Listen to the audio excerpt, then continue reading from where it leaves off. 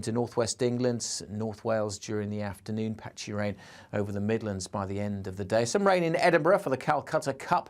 It should be easing off by the time we get to kick-off. But across northern Scotland, we will see snow showers returning here and, again, likely to cause some disruption as they last through Saturday night and Sunday. A Met Office yellow warning in place here. Elsewhere, further south, mostly outbreaks of rain that we see, keeping the temperatures up through Saturday night and Sunday, but making for a very different day across the south. Certainly early on, dull and damp. Rain tending to peter out, brighter skies developing through the afternoon. But it's going to stay windy throughout the day, and those windy conditions bringing further snow showers across northern Scotland and turning more wintry the showers over northern England through the day. Another cold day here. Further south it'll be mild, but feeling colder with the wind.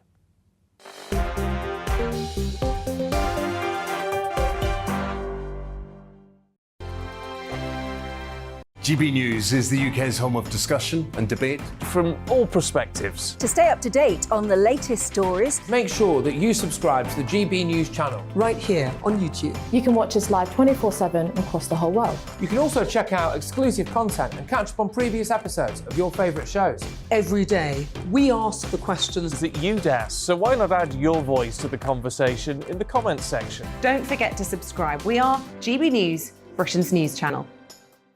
Every night at 11 on GB News, we bring you the next day's stories the day before. Basically like time travel. If it's a big story, we'll cover it, guaranteed. But we'll also have some fun along the way. Big opinions, big laughs. Sometimes big hair. This is Headliners, the paper review show that won't send you to sleep like the others will. 11 p.m, 7 nights a week. Join us.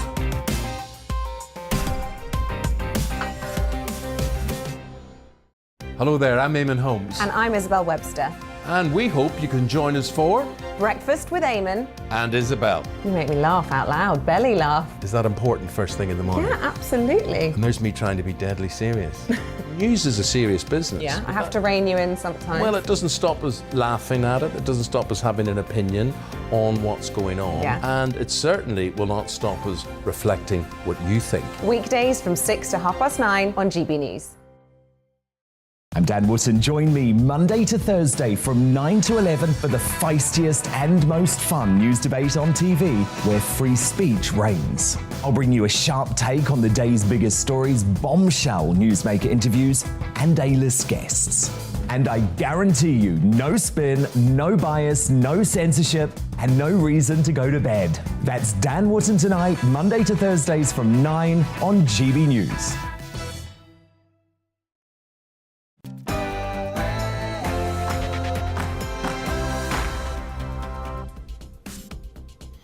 Hey, welcome along. I'm Mark Steyn, live on your telly, live on your wireless, live on your Windows 98 desktop, although I'll be buffering every 12 seconds over there. Tonight, 70 years ago, a princess became a queen in a tree in Kenya. And in an otherwise utterly transformed world, she's still there. Plus, he was a beloved figure on the British comedy scene, Father Ted, the It Crowd, and then a non-funny thing happened on the way to the social media forum. Graham Linehan is here. All that, plus the indispensable part of the show, your questions and comments. Let me know what's on your mind by email, gbviews@gbnews.uk. You can tweet me at gbnews. But first, as always, the news with Polly Middlehurst.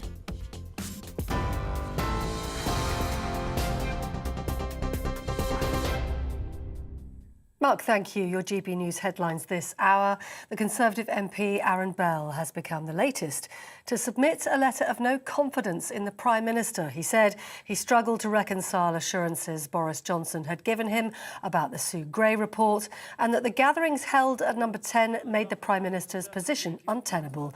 It's reported up to 17 MPs have now submitted letters, but 54 are needed to trigger a vote of no confidence. Meanwhile, Downing Street says the departure of the Prime Minister's Chief of Staff, Principal Private Secretary and Director of Communications had been agreed beforehand. Boris Johnson reportedly told Downing Street staff that change is good. It comes after reports of fifth advisor Elena Narazansky resigned just hours after the aides quit. Policy Chief Munira Mirza also resigned yesterday. She cited Mr Johnson's refusal to withdraw his claim that Sir Keir Starmer had failed to properly prosecute Jimmy Savile when he was Director of Public Prosecutions. 7 men have been jailed after a plot to sell on an array of lethal weapons was disrupted by the National Crime Agency. Our Home and Security editor Mark White has this. This is the moment the law finally caught up with Umar Zaire, a Manchester drugs dealer who bought deadly firearms to enforce his criminal trade. Also arrested by the National Crime Agency, another member of the gang, Bilal Khan. Innocently. Protesting his innocence, but this is Bilal Khan just days earlier, his head deliberately obscured, posing with an AK-47 he'd just bought. Zaire clutched the same weapon, showing off in another picture. As well as AK-47 assault rifles, Scorpion and Uzi machine guns, handguns and ammunition were all up for sale on an encrypted online site used by criminals across the globe. Robert Brazendale, who helped supply the weapons, was arrested after he fled to Malaga in Spain. In total, 7 organised criminals, including drug dealers and gun runners, have now been sentenced to a combined 81 years in jail. Mark White, GB News. Mark White. And new pictures show the Queen's beloved dog Candy rudely interrupting a photo shoot as Her Majesty read cards from well-wishers ahead of her 70th Jubilee.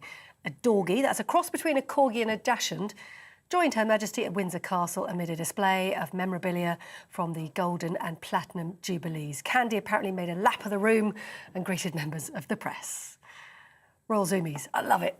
On TV, online and on your radio via DAB+, you're with GB News. Now let's zoom back to Mark Steyn.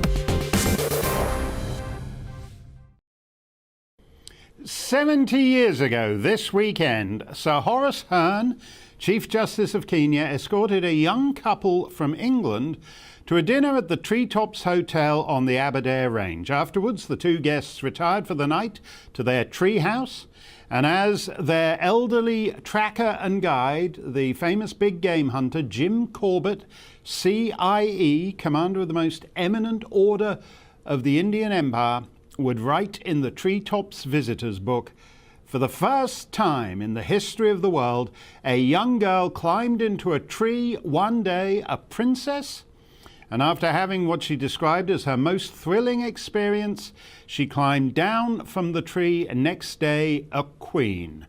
God bless her." February 6th, 1952, Harry Truman was in the White House, Joseph Stalin was in the Kremlin, and the British Empire was still a phrase taken seriously. It was not yet a joke, as it became after Suez, and then a hate crime, as it appears to be now. God has blessed Her Majesty with long life. The Queen is a survivor, as many of her cousins in the other European monarchies proved not to be. She was born just a couple of years after all the other great dynasties had fallen: the Habsburgs, the Romanovs, the Hohenzollerns. Her husband could have told her all about that. His grandfather was assassinated. His father was forced into exile when Prince Philip was just 18 months old. Ours is not an age of kings, and those born to royalty have to be pretty nimble. What comes after monarchy is not always pretty, and you don't want to get too far ahead of your skis. Almost all of young Philip's big sisters, for example, married serious Nazis. But the Queen endures, and for most of her subjects, she is the only queen we have ever known. She has graced more stamps, more coins, and more banknotes of more countries than anybody in the history of the planet ever since she first appeared on the world's money as an 8-year-old girl.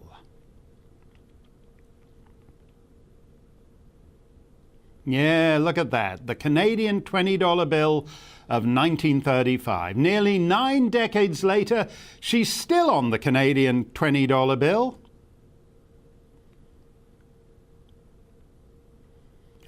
We don't have that for some reason.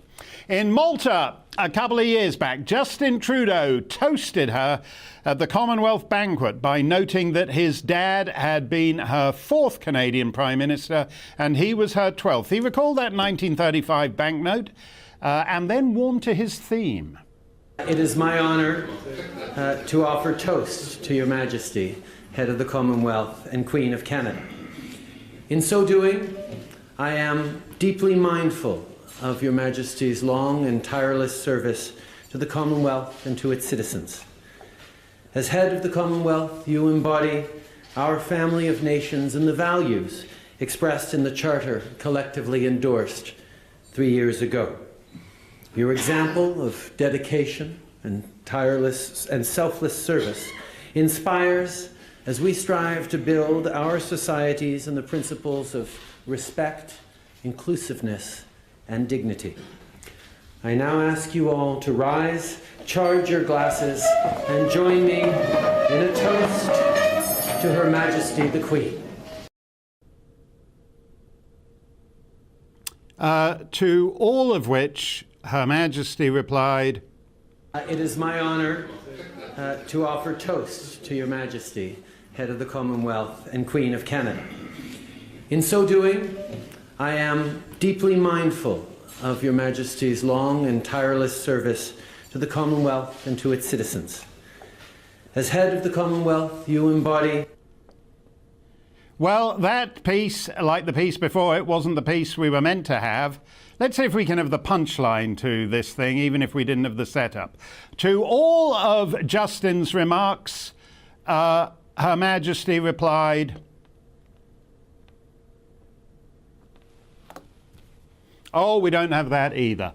Well, at any rate, the Queen replied, "Thank you for making me feel so old." The Queen is even older today.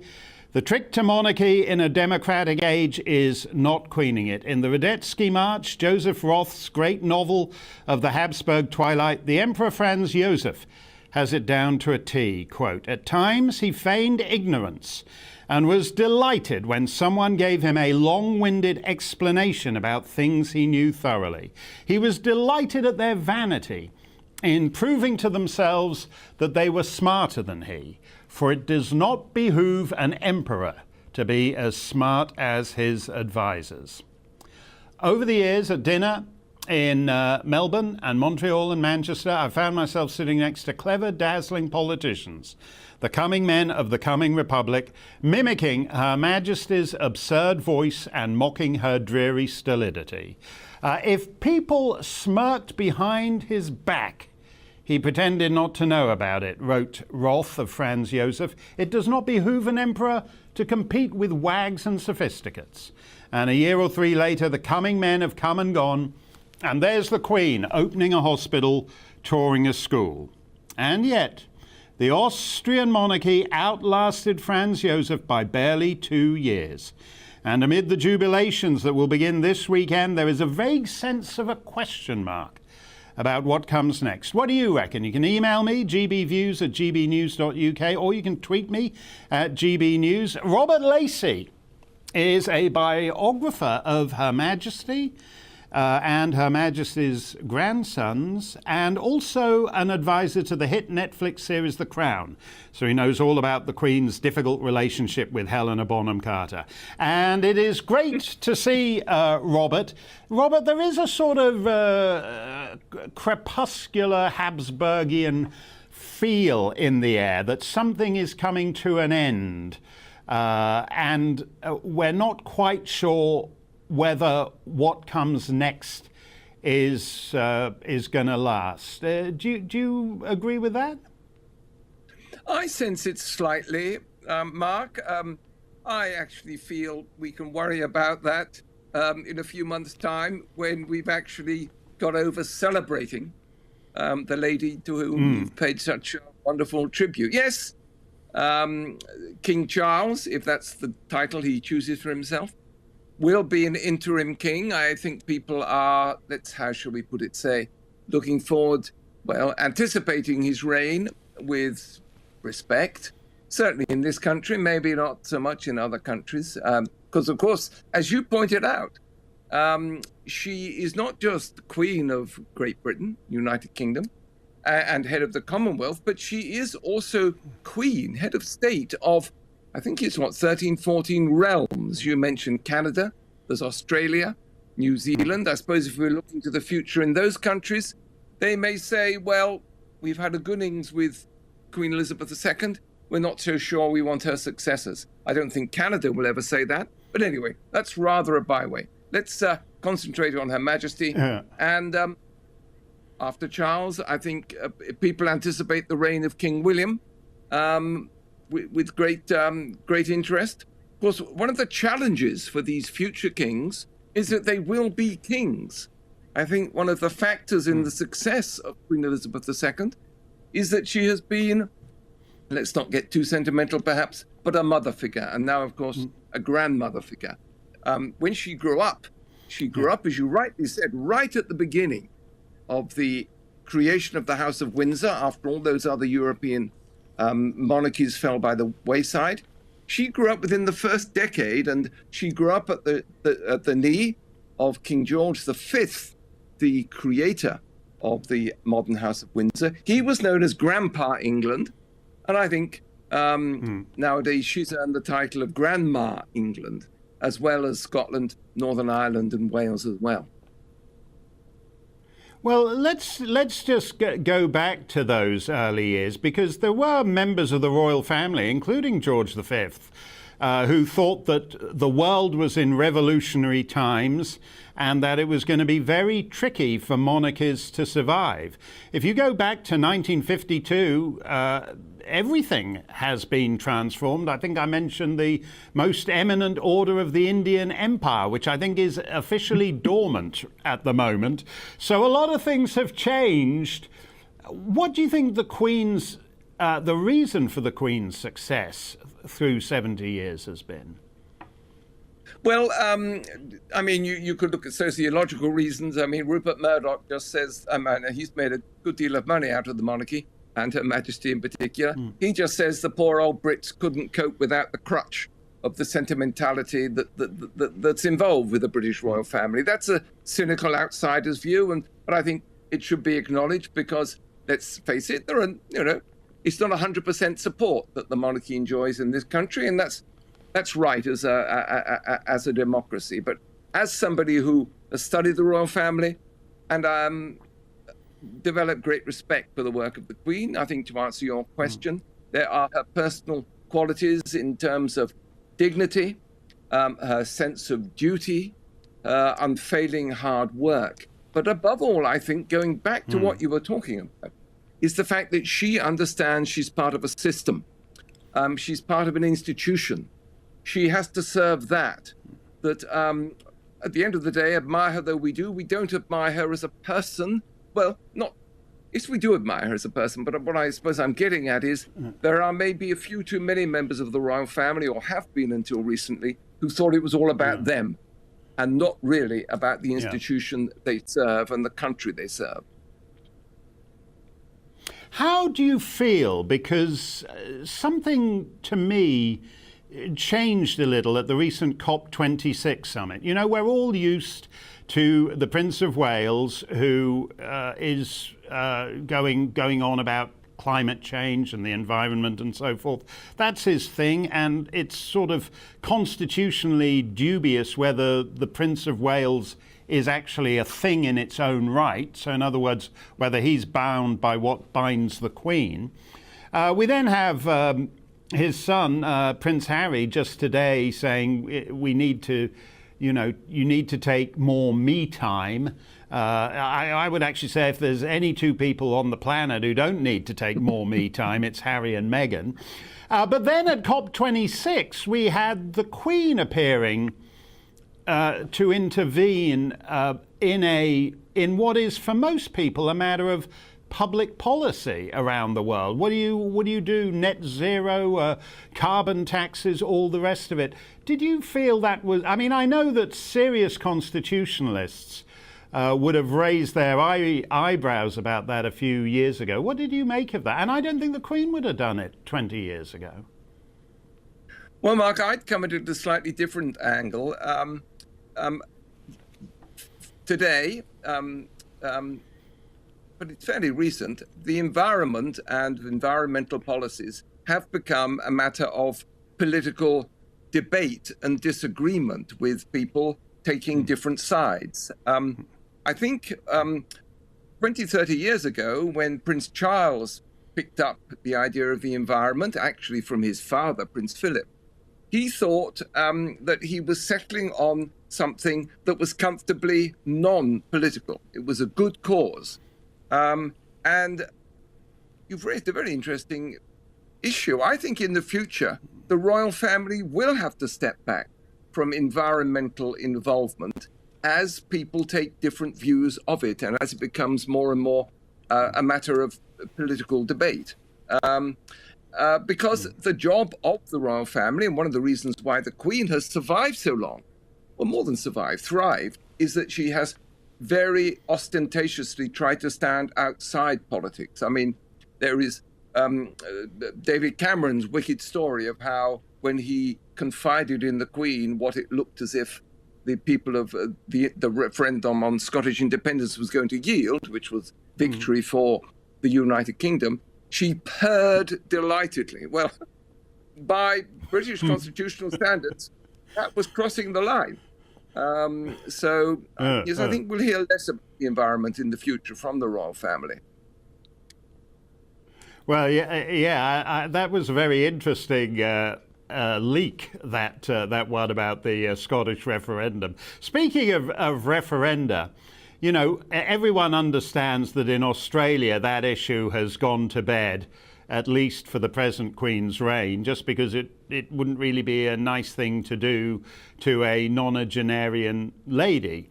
But I remember something, Lord Carrington said this to me, it must be over 20 years ago now, about when he was the UK High Commissioner in Australia.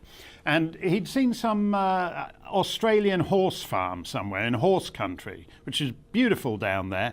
And he recommended to the Queen that she buy it because he thought, you know, she loves horses. It would give her an excuse to be in Australia for a month, 6 weeks, you know, a couple of times a year, and that this would actually make the shared monarchy more of a real visible thing.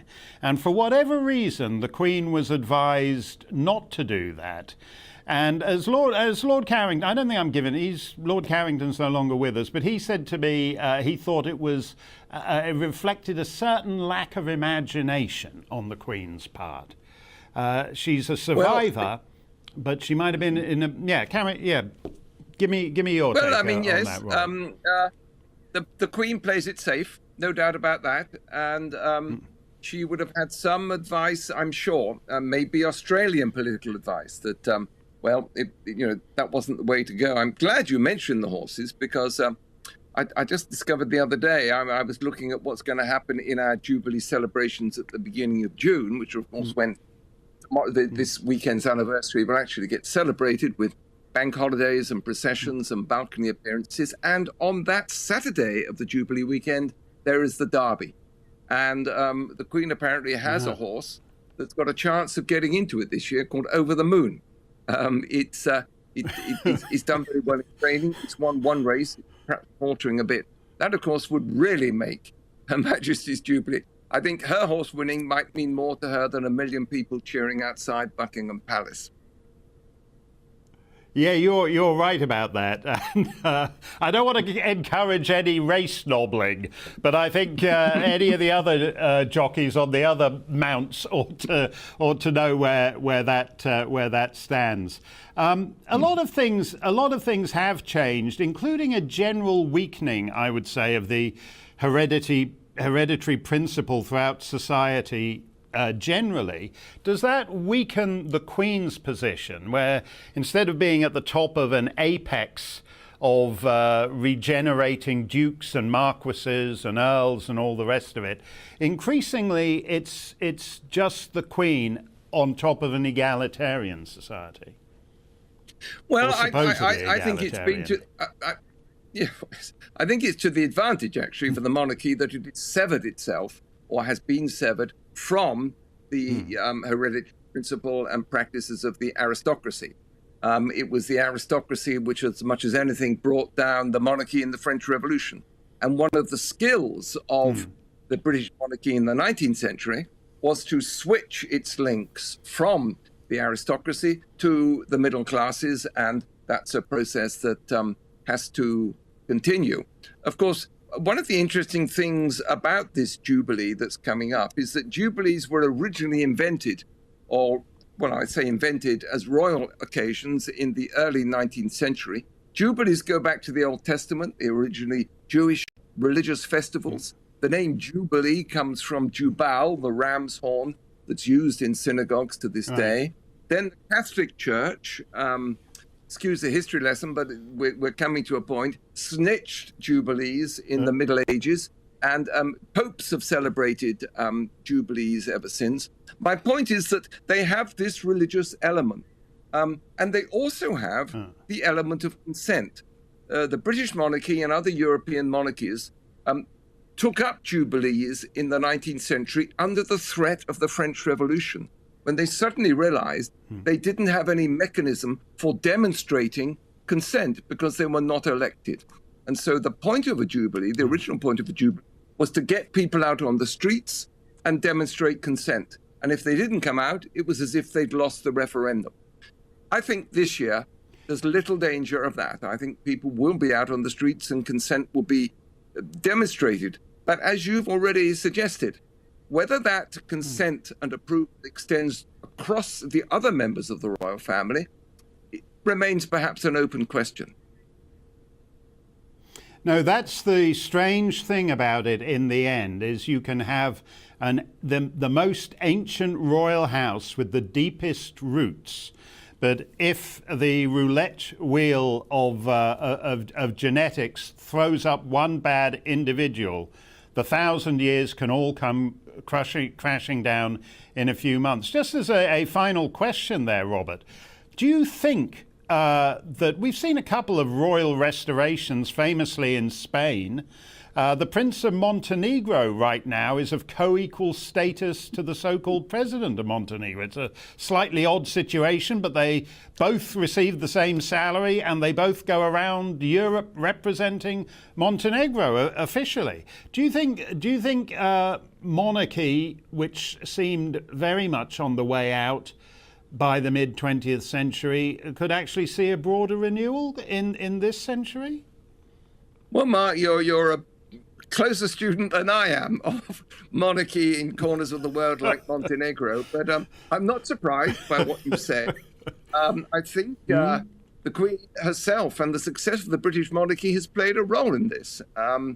70 years ago, you wouldn't have predicted it, but I don't think it's out of the question. What we have seen in the course of the Queen's reign is the total discrediting of the communist system.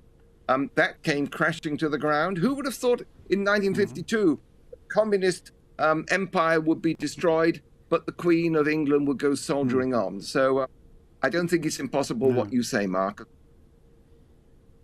No, and that's a good. That's another reminder of one of the weirder episodes. In Grenada, when that guy took over, and we briefly had the Queen as Queen of Grenada presiding over a Politburo until there was a counter coup, and that fella wound up pushing up daisies. There were all kinds of...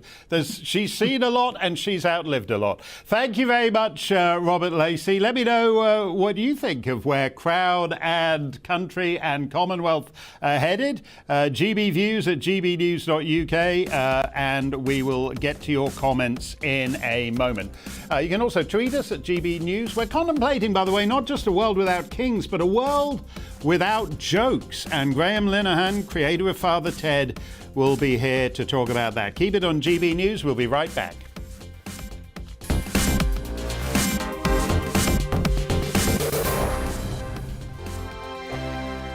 GB News is the UK's home of discussion and debate from all perspectives. To stay up to date on the latest stories, make sure that you subscribe to the GB News channel right here on YouTube. You can watch us live 24/7 across the whole world. You can also check out exclusive content and catch up on previous episodes of your favourite shows. Every day, we ask the questions that you'd ask, so why not add your voice to the conversation in the comments section? Don't forget to subscribe. We are GB News, Britain's news channel. Every night at 11 on GB News, we bring you the next day's stories the day before. It's basically like time travel. If it's a big story, we'll cover it, guaranteed. But we'll also have some fun along the way. Big opinions, big laughs. Sometimes big hair. This is Headliners, the paper review show that won't send you to sleep like the others will. 11 p.m, 7 nights a week. Join us.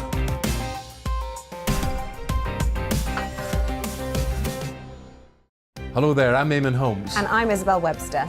And we hope you can join us for Breakfast with Eamon and Isabel. You make me laugh out loud, belly laugh. Is that important first thing in the morning? Yeah, absolutely. And there's me trying to be deadly serious. News is a serious business. Yeah, I have to rein you in sometimes. Well, it doesn't stop us laughing at it. It doesn't stop us having an opinion on what's going on. Yeah. And it certainly will not stop us reflecting what you think. Weekdays from 6 to 9:30 on GB News. I'm Dan Wootton. Join me Monday to Thursday from 9 to 11 for the feistiest and most fun news debate on TV, where free speech reigns. I'll bring you a sharp take on the day's biggest stories, bombshell newsmaker interviews, and A-list guests. And I guarantee you, no spin, no bias, no censorship, and no reason to go to bed. That's Dan Wootton tonight, Monday to Thursdays from 9 on GB News.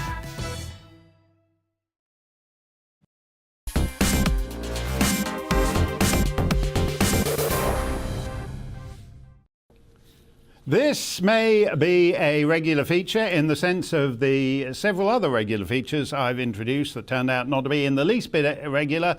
But I'd just like to take note of a handful of stories we didn't get to before we shut up shop for the week. We did discuss the Chinese Olympics, mainly from the point of view of the Uyghurs, on whom Chairman Xi's Communist Party is perpetrating genocide. The opening ceremony took place today, and the world covered it like it would an Olympic Games in Sweden or in Denmark or in Slovenia or some other civilized society. It's not, and we're not going, at least on this show, we're not going to be going along with that. But I like a two-man luge as much as the next chap.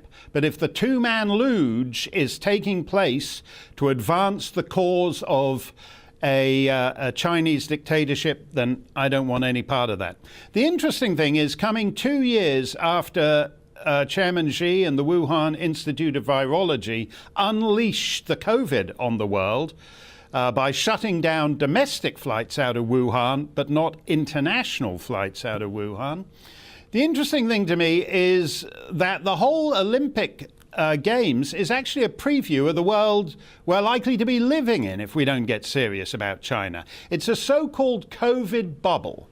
If you're attending the Chinese Games either as an athlete or as a reporter or as a Western diplomat, you can't go anywhere except your hotel or the Olympic venue. So it's basically a super lockdown, hyper lockdown. You're allowed to come out of your hotel, get in the government bus, and go to the Olympic venue, and that's it. And yet, the BBC, among others, has been running feel-good features on the choice of food inside Chairman Xi's bubble. On the BBC, some American athlete was saying the pizza pretty much is terrible, but the burger is passable. It's so cute, isn't it? Living in Chairman Xi's COVID lockdown bubble and pretending it's a big global sporting event for the family of nations. Okay, so much for the Olympics. Oh, the other thing, the most heartwarming story at the moment, those Canadian truckers. I love them. Everybody should love them. We've covered them here. They've done a lot of good things. They've got rid of the awful hollow husk who was serving as leader of Her Majesty's loyal opposition. I won't even bother mentioning his name now because he's toast, he's history. He wibble-wobbled, finger in the windiness all over the Canadian truckers, and his caucus said, this is too bad even for the Conservative Party of Canada, and they got rid of him. The Quebec government's plans to tax the unvaccinated. You know, there's regular tax if you do what the government tells you. But if you don't get all the jabs and booster shots, they're going to give you extra taxes on that. That's you have to pay extra tax for the privilege of being unvaccinated. He's abandoned that guy, Premier of Quebec, after these Canadian truckers. They're heroes. God bless them. So Facebook is now trying to deal with American truckers. American truckers are rightly embarrassed at the Canadian wussies being more freedom-loving and getting their truck convoy together and choking Ottawa than the big, manly, butch American truckers. So they've been organising their own freedom convoy. The control freak, the totalitarian control freaks at Facebook have just shut down the Convoy to DC 2022 page on Facebook. They're getting ever more openly hostile to free speech, these guys at Facebook. We live in a perilous point in human history where basically 5 woke billionaires now control access to the entirety of human knowledge across the planet. And really, there isn't so much difference anymore, is there, between Mark Zuckerberg's approach to free speech and Chairman Xi's? One other thing on that whole thing about free speech. Do you know Majid? Where are we? Let me try. I'll find it. This is Majid Nawaz, who I think he used to be on LBC, but they got rid of him for some reason. I don't know why. I haven't followed it that closely. Anyway, if you try to follow him on Twitter now, or anybody slightly controversial, you get back. It doesn't just, I think I'll follow this person. And if you want to follow Joe Biden or you want to follow Jeremy Corbyn, there's no problem. That's fine. If you want to follow Majid Nawaz, it will say, you get a thing saying, are you sure you want to follow this disreputable guy? This account has repeatedly posted false information that was reviewed by independent fact checkers. Oh my! Do they all belong to the Amalgamated Union of Independent Fact Checkers, or went against our community guidelines? Because they're such a nice community, they make you go around with the Scarlet A on your chest, even before you get to follow the guy.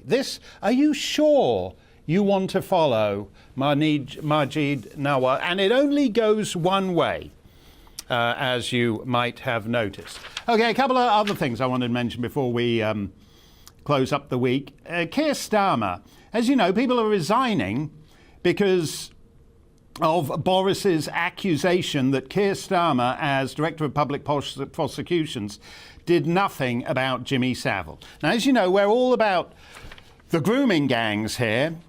And I said a couple of days ago that the best way for any of the, like Lord Ahmed, who just went to jail for 5 years today, Lord Ahmed been sent to jail for 5 years, and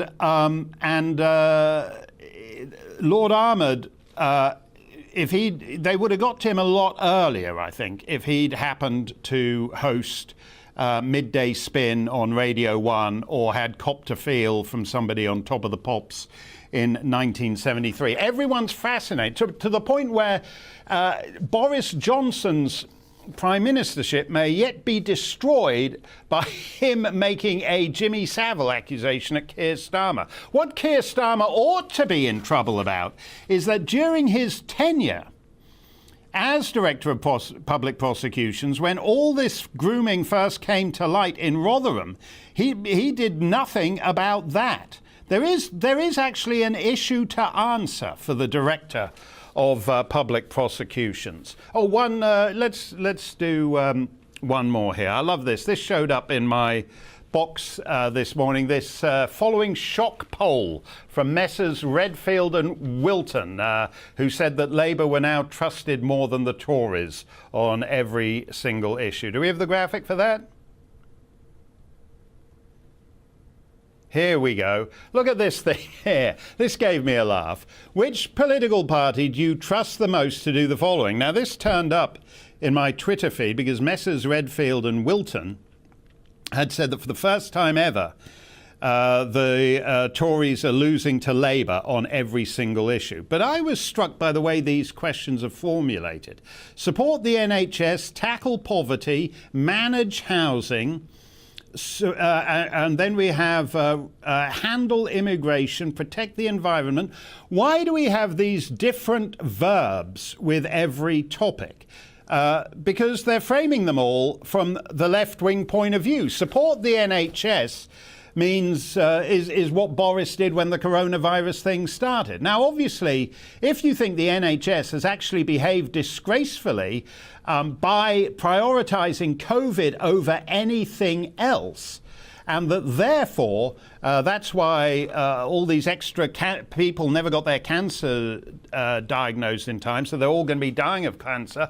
Maybe you think it should not be support the NHS and tackle poverty, but tackle the NHS, fix it. Tackle seems to mean tackle poverty, tackle crime, i.e. make it smaller, make it go away. So why is it handle immigration? You know, no developed society needs mass unskilled immigration at a time when all those jobs are going to be rendered obsolete.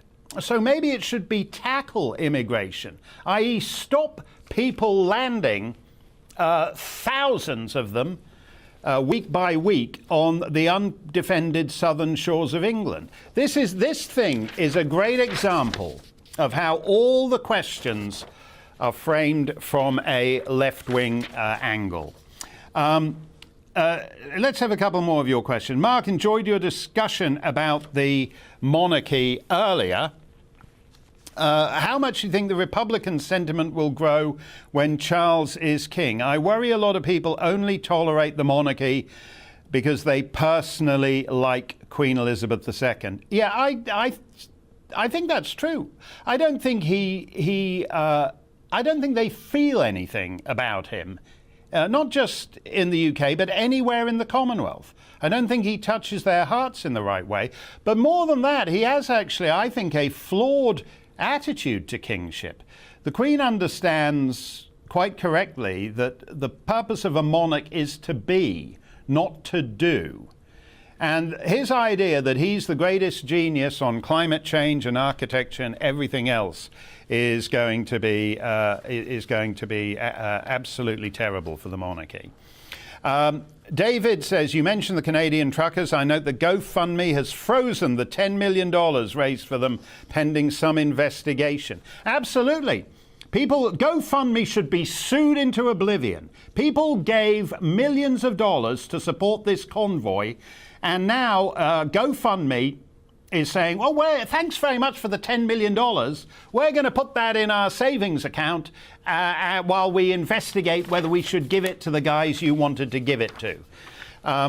Add them to the list of woke billionaires destroying the world. Michael Beadle says, a lot of people have thanked me for the coverage of Rotherham and grooming gangs issues. We're going to stay on that. Lord Ahmed, who was sentenced today, says, Michael Beadle says, you need to be discussing why is there currently no Act of Parliament in place to strip the criminal Lord Ahmed of his peerage. Well, Michael, you shouldn't say you need to be discussing. It sounds slightly aggressive, menacing. I could easily be triggered by it. But as to the substantive point, no, he should go. He should be Lord Ahmed in jail. He should never have been given that peerage. It was in the late 90s, Tony Blair, who destroyed the old House of Lords, and then appointed a lot of people he wanted to pander to in an act of multicultural suck-uppery. That guy should be going around with the peerage all his life so that we remember the kind of people Tony Blair gave peerages to, because that's what you get when you don't have your 10th Duke of what's name and your 15th Marquess of this and your 3rd Earl of that. You get Tony Blair's cronies. And if the cell blocks are full of people called Lord Ahmed and Lord this and Lord that, it will remind us of exactly the low grade of person Tony Blair put in the old House of Lords. Charlie says, thank you for your coverage of Rotherham. Why is it the media, GB excluded, don't pay attention to this? Is it just political correctness, fear of being accused of Islamophobia, or something deeper? I think it's actually pretty basic, that it causes too many uncomfortable questions. One of the problems about celebrating diversity constantly, as we are enjoined to do, is that there's less and less diversity. Because it's a necessity of societies that celebrate diversity that they wind up having to pretend everybody is all the same. So you get less and less actual diversity, and instead a great stultifying homogeneity, because nothing something like the grooming gangs thing in Telford, in Rochdale, in Huddersfield, in Rotherham, all kinds of towns. At its heart, if you're going to be honest about it, the questions it poses are too difficult for a multicultural society to address honestly. I notice that in this pathetic report that Sammy Woodhouse and I talked about yesterday, this pathetic evasive report, the only actual mention of Islam comes with reference to Bernardo's, I think it is, doing some outreach to Muslim girls to see if they might be in trouble from it. Okay, Mark Steyn on a Friday night. We have Graham Linehan. You know him from the beloved Father Ted. And you may be wondering what he's doing these days. And the answer is he's being beaten round the head by people on social media. And we'll ask him all about that up next on Friday's Steyn Show.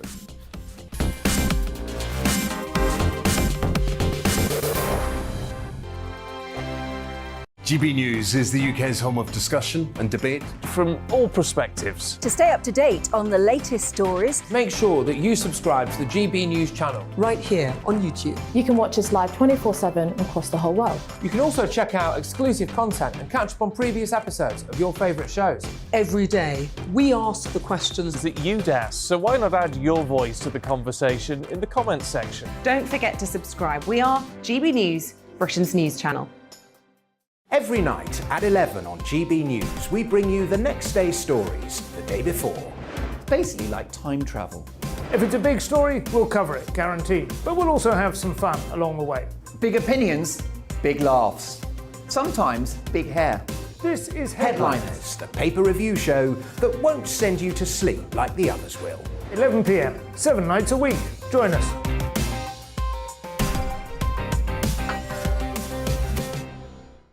Hello there, I'm Eamon Holmes. And I'm Isabel Webster. And we hope you can join us for Breakfast with Eamon and Isabel. You make me laugh out loud, belly laugh. Is that important first thing in the morning? Yeah, absolutely. And there's me trying to be deadly serious. News is a serious business. Yeah, I have to rein you in sometimes. Well, it doesn't stop us laughing at it. It doesn't stop us having an opinion on what's going on. Yeah. And it certainly will not stop us reflecting what you think. Weekdays from 6 to 9:30 on GB News. I'm Dan Wootton. Join me Monday to Thursday from 9 to 11 for the feistiest and most fun news debate on TV, where free speech reigns. I'll bring you a sharp take on the day's biggest stories, bombshell newsmaker interviews, and A-list guests. And I guarantee you, no spin, no bias, no censorship, and no reason to go to bed. That's Dan Wootton tonight, Monday to Thursdays from 9 on GB News.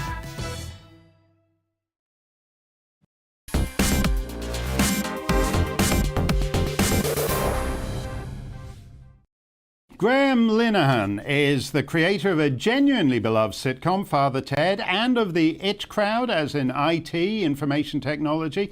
But Graham himself was a member in good standing of the actual IT crowd, writing for Harry Enfield and Steve Coogan, appearing on screen in Little Britain and Alan Partridge. He's won a ton of BAFTAs and I think at least one Emmy. He was widely admired by other comedy writers for eschewing the easy laugh, the reliance on cheap profanity, etc., which may be how he came to put a transgender subplot into an episode of one of his shows. That wasn't a big deal a decade and a half back, but it became one retrospectively, culminating in Channel 4 removing the episode from repeat broadcasts, from the box set DVDs and from streaming services. And next thing you know, a comedy writer, an otherwise conventional man of the left, had morphed into a transphobe banned for life from Twitter. Or as one trans activist put it, Graham Linehan had turned into Katie Hopkins, which is one transition I'd be interested to see. I don't think it was meant as a joke, but in our humorless age, we must find jests where we can. Graham has survived all that, just about, and he joins me now. Graham, it's great to see you. Let me ask you this first of all, because I read I think I first read it when I was a teenager, Milan Kundera's great novel, The Joke, about Czechoslovakia in the early years of communism. And basically he makes the wrong joke and his life is ended effectively. Do you think we're moving, incredibly, do you think the English-speaking world is actually moving into a world with no jokes, just attitude striking? Well, it's hard to say. I mean, yeah, it kind of seems to be going that way, not necessarily because of, like, obviously there's a generalized, there has been up until this point, a generalized movement for progressivism that made that it appeared as if things were getting better and better in terms of things like gay marriage and abortion rights in Ireland and stuff like this. But what's happened recently is that the doctrine of trans women are women, which is a kind of a contradictory statement, because really what it's saying is that men are women. That has kind of ensured that people can't do their jobs at every level of society, from safeguarding and girl guiding to politicians advocating for women's rights, like Stella Creasy's ridiculous display the other day on Mumsnet.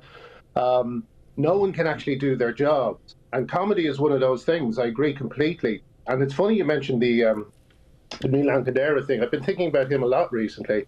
One of the things that happened in Czechoslovakia after, what was it called, the Prague Spring, was that, people, very capable people who were in various different jobs would like surgeons, in the case of Milan Kundera's book, The Unbearable Lightness of Being, were employed as window cleaners. And this is kind of an early version of cancel culture. And the idea that cancel culture doesn't exist, which is being promoted by people like Owen Jones and Stuart Lee, it's one of the most dishonest stances I've ever seen. Because you only have to look at what happened to Rosie Kay, what happened to Helen Watts of Girl Guiding, what happened to Rachel Mead, what happened to Jessica Walls, what happened to Bertie Rose. All of these stories are stories of people who refuse to go along with a sexist and homophobic ideology that suggests that it is feminine performance that makes a woman rather than her biological reality. These things have led to a kind of upside down reality where you have all the people who beforehand I would have been well behind, people like Billy Bragg, Stuart Lee, John Ronson, and they're all advocating for this extraordinary homophobic, misogynistic ideology that's already placed men in women's sports, men in women's shelters. I mean, it's just extraordinary. And I've had to give up. I mean, I put my career to one side because I think it's so serious and so damaging to women. Well, let me ask you about that, because that you have put your career to away. Instead of writing sitcoms, you're writing a Substack column now. You described yourself, I don't think I was wrong when I said you were a fairly conventional man of the left. How have these people who purport to be iconoclastic figures, left-wing comedians, whether we're talking about London or Dublin or wherever, have there been any who've been supportive of you, or do you feel that they've just all fallen into line? A few people have supported me behind the scenes. I've had some nice lunches and dinners and phone calls from people. I think it's okay for me to say that Jonathan Ross has been incredibly supportive, probably the only person who's been publicly supportive. But others either remain quiet or, I've been fighting this now for 5 years. As soon as I started talking about women's rights, I was called a bigot. The first thing I did when I came into this subject was I was complaining about the use of the word TERF, which was being used as a word, which was being used really to tag women as acceptable targets for violence. That's what the word TERF did. And I objected to this.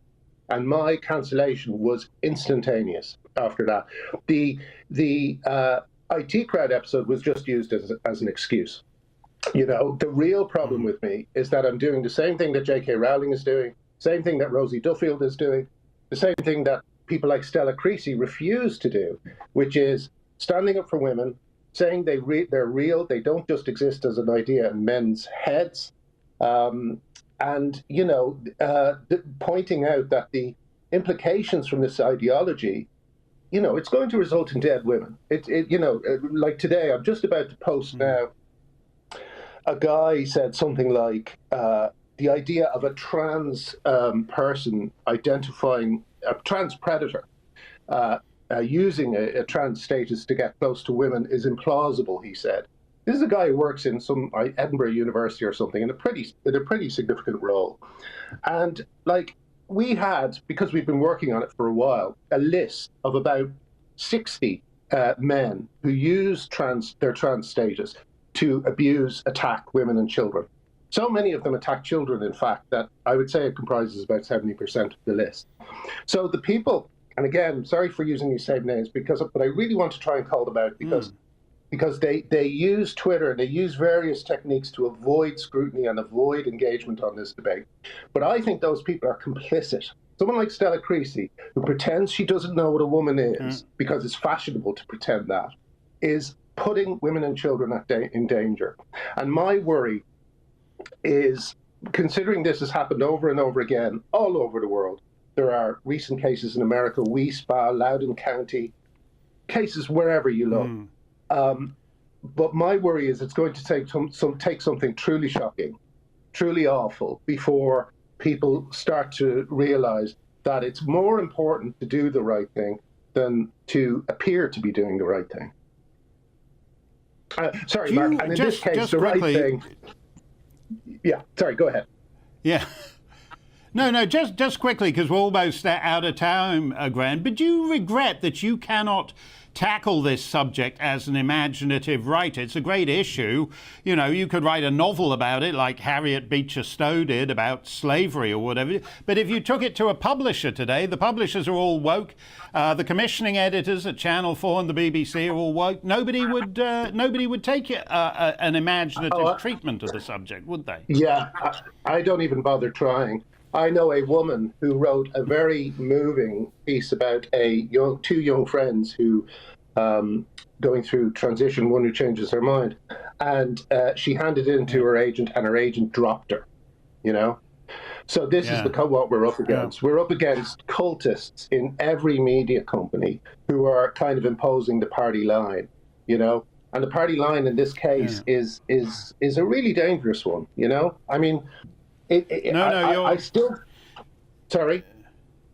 You're right. You're right. You're right about that, Graham. And a lot of these publishers, they're even if they're not, they're cowards because they're scared of their woke interns who'll demand the book be pulped and all the rest of it. We are all out of time. We're going to have to leave it there. Thank you, Graham. But never fear, because the one and only Alistair Stewart is waiting in the wings, raring to take the stage. Have a spiffy weekend. Keep it on GB News. Stay safe. Stay free. Good evening. This weekend will be windy for all and wintry for some, particularly across parts of Scotland. Elsewhere, we're more likely to see a mixture of rain, sleet and hail. This weather front introduced colder air.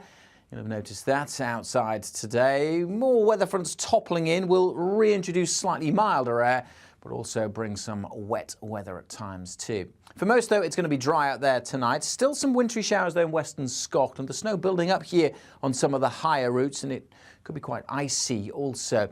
Those showers fading for a time before that next set of weather fronts brings more wet weather into western Scotland by dawn. Elsewhere, largely dry, clear. Enough of a wind to stop temperatures dropping too far. Still, it will be a little frosty in rural areas to start